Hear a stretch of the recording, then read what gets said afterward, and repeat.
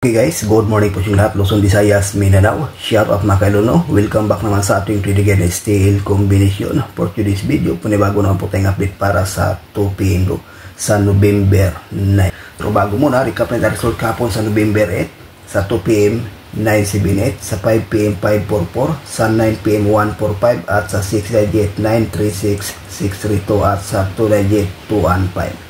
So ayan po guys, ang kumpletong resulta. Congratulations lang dyan sa may nanalo. So nag-price slide lang result sa alas 5 hanggang sa 9 PM. Ngayon, may i-share naman tayong guide para sa 2 PM. At 2 combination lang po ito mga kaidol, no? Hopefully po ito ay hindi mag-slide. Sayang ating combination kapon. Di pa swerte.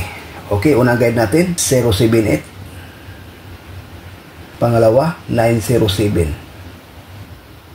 Target rumble. Sa 2 combination may ibahagi tayo itong base mga ka-idol na 907. Pinsa lang po ang 078. Sa willing sa ganahan, paikopya, may ibahagi po tayong base pairing guide.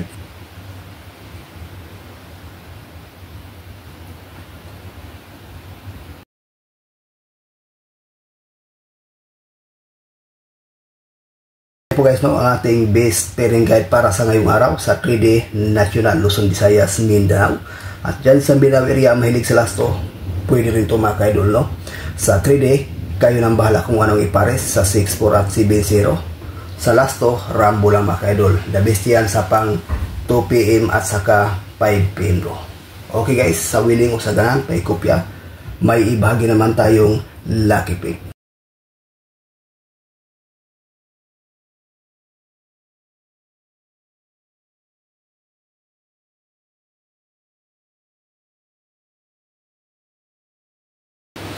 One 4-0, 3-4-6, 7-9-6, 0-7-8, no?